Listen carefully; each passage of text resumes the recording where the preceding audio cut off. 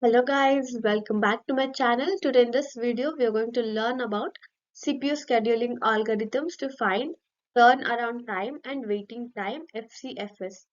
I'm Varsha Jia, studying at Sri Venkateshwara College of Engineering. Let's understand the concept of FCFS. First come first serve CPU scheduling algorithm, shortly known as FCFS, is the first algorithm of CPU process scheduling algorithm. In first come first serve algorithm, what we do is to allow the process to execute in linear manner. This means that whichever the process enters the ready queue first is executed first. This shows that first come first serve algorithm follows first in first out principle. Important abbreviations are CPU, Central Processing Unit, FCFS, first come first serve, AT, arrival time, BT, burst time, WT, waiting time, TAT, turnaround time, CT, completion time, and FIFO, first in, first out. The first come, first serve algorithm can be executed in preemptive and non-preemptive manner. Before going into example, let us understand what is preemptive and non-preemptive approach in CPU process scheduling. Preemptive approach. In this instance of preemptive process scheduling, the OS operating system allots the resources to a process for a predetermined period of time. The process transitions from running state to ready state or from waiting state to ready state during resource allocation.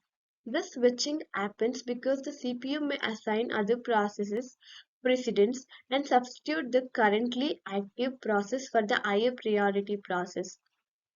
Whereas non-preemptive approach is, in this case of non-preemptive process scheduling, the resource cannot be withdrawn from the process before the process has finished running. When a running process finishes and transitions to the waiting state, resources are switched. Characteristics of FCFS CPU process scheduling. Implementation is easy, does not cause any causalities while using. It adopts a non-preemptive and preemptive strategy. It runs each procedure in the order that they are received. Arrival time is used as a selection criteria for procedures. Advantages of FCFS CPU process scheduling. In order to allocate processes, it uses the first in first out queue. The FCFS CPU scheduling process is straightforward and easy to implement. In the FCFS situation, preemptive scheduling, there is no chance of process starving. As there is no consideration of process priority, it is equitable algorithm. Disadvantages are FCFS CPU scheduling algorithm as long waiting time.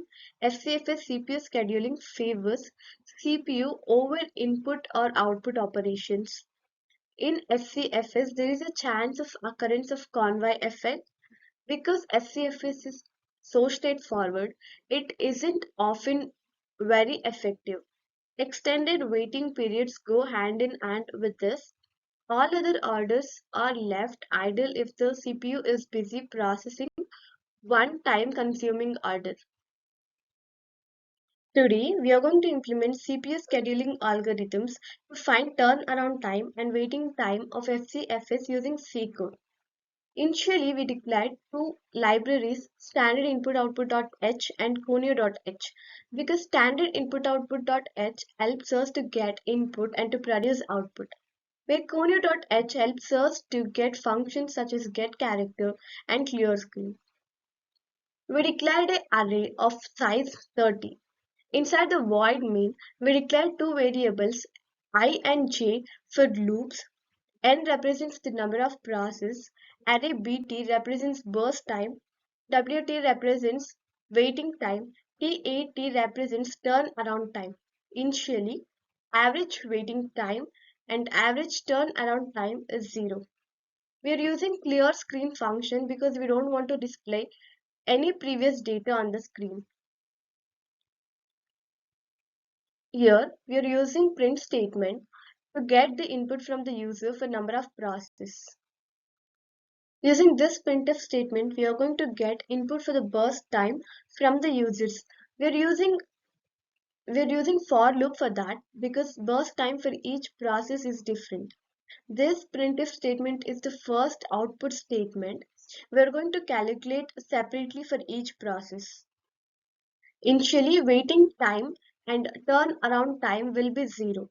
Using for loop, we are going to find waiting time, which is the sum of waiting time of the previous process plus burst time of the previous process. To find turnaround time, we need to add waiting time plus burst time. And to find average waiting time, we are going to add average waiting time plus waiting time. This is the numerator part of the average waiting time. We are going to calculate the average waiting time at the end. Average turnaround time is the sum of average turnaround time plus turnaround time. This is just the numerator part of average turnaround time. By this printing statement, we are going to print four values.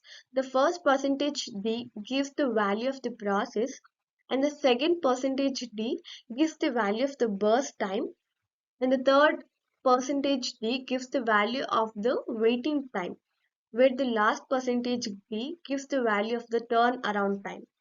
And now we are calculating the average waiting time, which is average waiting time divided by number of process. And to find average turnaround time, we need to divide average turnaround time, which we got from this step, divided by number of process. At the end, we are just printing average waiting time, which will be in the float, and average turnaround time. At the end, we are using getCH function to get character as an input. Thank you.